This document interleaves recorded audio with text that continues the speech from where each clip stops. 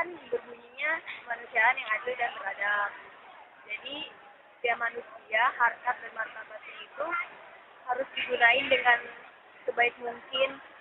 Jadi sesama manusia itu kita harus adil dan beradab. Dan beradabnya itu kan kita mengaplikasikan adab yang sebagaimana mestinya manusia dalam kehidupan sehari-hari. Pengabdian dari sila kedua yaitu manusia yang beradab itu di Indonesia itu masih belum berjalan lancar ya. Kayak kan nggak sesuai dengan pasal-pasal pada undang-undang kita itu pasal 86 asasi manusia. Kita tahu sendiri banyak kasus di Indonesia. Yang paling gampang pasti itu tentang koruptor dengan pencuri ayam. Sudah sering kan pencuri ayam sudah dihukum sampai bertahun-tahun dituntut, dipukuli. Sedangkan koruptor aja di penjara masih bisa kemana-mana, masih bebas, masih dengan bedanya pergi. Sedangkan pencuri ayam, pencuri buah pun dikasusin sama yang punya sampai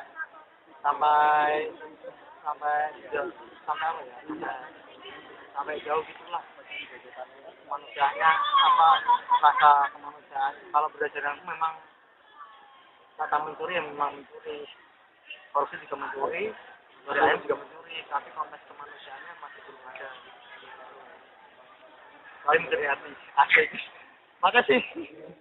Menurut saya, arti sila kedua, yaitu kemanusiaan yang adil dan beradab adalah kemanusiaan merupakan hakikat kodrat manusia sebagai pribadi mandiri dan makhluk Tuhan. Kemudian, negara juga menjunjung tinggi harkat martabat manusia. Kehidupan negara harus ditujukan untuk mempertinggi, menghargai, dan menghormati harkat martabat kemanusiaan. Manusia yang beradab, hakikatnya adalah manusia yang adil.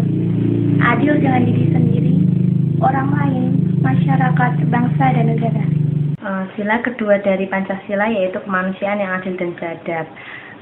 Adil sendiri itu artinya tidak memihak kepada siapapun, tidak memandang seseorang dari segi ras, suku maupun agama.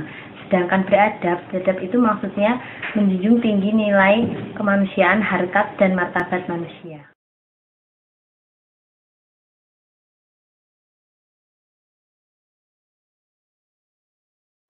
Menjunjung tinggi harkat dan martabat manusia dan bersemena-mena sesama manusia tanpa membedakan golongan agama.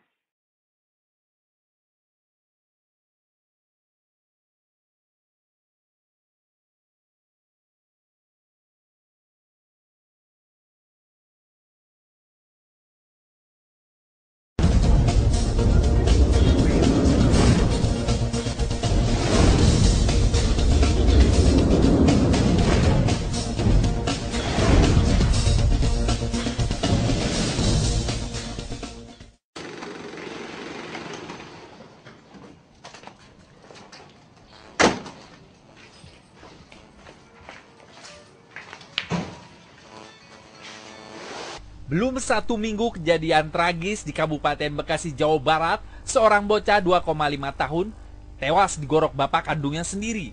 Di Kerawang, Jawa Barat mengalami kejadian hal serupa. Korban Tira, wanita berusia 5 tahun, tewas digorok oleh ayah kandungnya sendiri. Korban merupakan warga Dusun Kerajaan, Desa Pasir Kemuning, Kecamatan Telaga Sari, dibunuh secara sadis. Bagian lehernya digorok menggunakan pisau yang digunakan untuk memotong daging hewan ketika sedang tidur bersama kakaknya di dalam kamar. Menurut sejumlah saksi, peristiwa ini terjadi pada Minggu dini hari. Pelaku yang merupakan ayah kandung korban diketahui jarang pulang ke rumahnya. Saat sebelum kejadian, pelaku datang Minggu sekitar pukul 01 waktu Indonesia Barat ke rumah korban. Saat itu pelaku tiba-tiba menyekap beberapa orang yang berada di dalam rumahnya. Di antaranya kedua mertuanya, anak pertama korban yang berusia 12 tahun, ayah tiri korban, dan seorang petugas ronda. Saat itu seluruh disandra dan dimasukkan ke dalam ruang dapur dan diancam dibunuh jika keluar dari dalam ruangan. apalagi melakukan perlawanan. Usai menyekap pelaku, langsung masuk ke kamar anaknya, Tira, wanita berusia 5 tahun, dan saat itu pelaku langsung menggorok anak kandungnya sendiri di dalam kamarnya. Setelah membunuh anaknya, kemudian pelaku menyuruh ayah tirinya untuk membeli kain kafan dan menyuruh tetangganya untuk memandikan jenazah anaknya, sambil mengancam jika tidak dilakukan mereka juga akan dibunuh sambil mengacukan pisau yang masih dipegang pelaku. Aksi pembunuhan sadis tersebut oleh warga dan keluarganya langsung dilaporkan ke Polsek Telaga Sari, Karawang, Jawa Barat. Hanya berselang beberapa menit dari laporan, pelaku berhasil ditangkap Reskrim Polsek Telaga Sari. Pelaku sempat berusaha kabur ke area pesawahan, namun oleh polisi ditembak kedua kaki kiri dan kanannya. Kini tersangka dalam pemeriksaan pihak kepolisian dan belum bisa dimintai keterangan. Termasuk keluarga korban masih shock.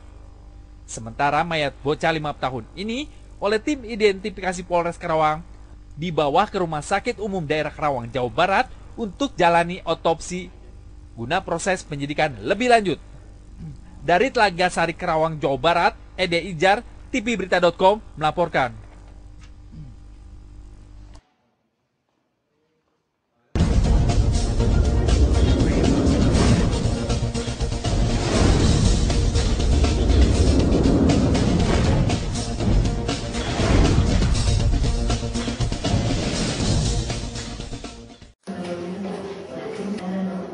Rabu pagi, 2 orang perempuan tengah menunggu Kanit Reskrim Polsek Sagulung Ibtu Dasta Analis di ruangannya.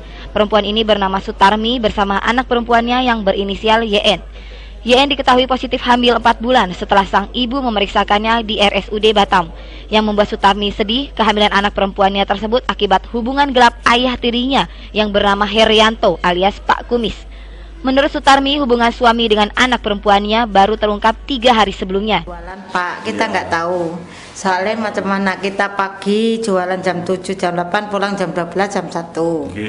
Nah, anak kami di rumah, kita nggak tahu. Berbuat sama bapaknya kayak gitu kan nggak tahu. Kita siang cari sayur-sayur ke kebun, kita pulang malam jam 7, jam 8. Itu aja. Taunya dari mana?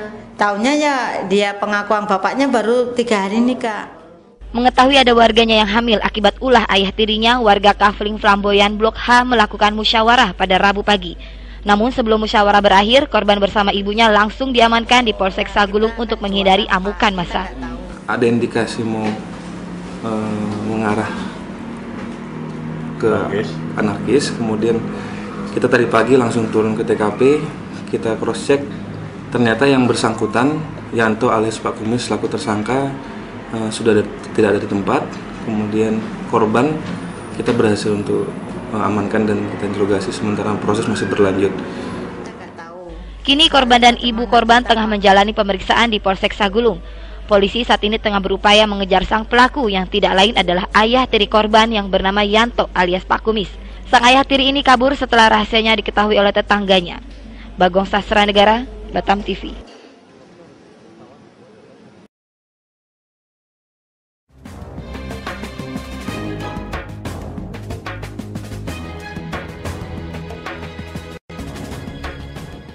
Pemirsa, Anda masih ingat dengan tewasnya 2 kakak beradik di tahanan Polsek Sijunjung, Sumatera Barat akhir tahun 2011 lalu. Faisal dan Budri yang berusia 14 dan 17 tahun ditangkap Polsek Sijunjung dengan tuduhan mencuri kotak amal masjid. Dan 28 Desember 2011, keduanya ditemukan tergantung di kamar mandi tahanan Polsek Sijunjung. Baca ngular nan cerita mangke nomanya tangan. Balik lah malema. Mau kau balik mak dengan kau tangan mau kau nama. Nah untuk hati tu nak lihat na.